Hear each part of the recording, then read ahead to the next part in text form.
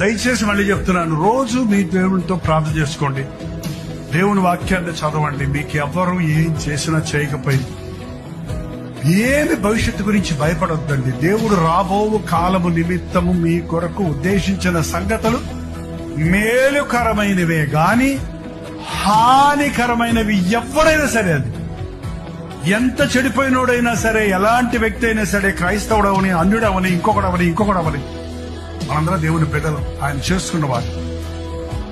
నువ్వు ఎరగక ముందే నిన్ను ప్రేమించిన ప్రభువు నీకు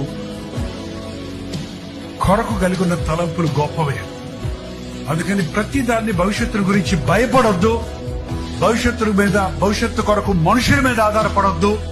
నాకు డిగ్రీలుంటే బతికిపోతాను, నాకు డబ్బులుంటే బతికిపోతాను, నాకు ఇల్లు ఉంటే క్షేమంగా ఉంటాను, నాకు ఇతర దేశంకి వెళ్ళి సెటిల్ అయిపోతే నాకు ఇంకెవడు తొంట ఉండదు అనే ఆలోచనలతో మనుషులు నిండిపోతాడు. చూసారా, ఇవన్నీ నిజం కాదు. కావాలంటే వాళ్ళందరూ అడిగి చూడండి, అవన్నీ నిజం కాదు. నాకు క్రీస్తుంటే నేను బతికిపోతాను.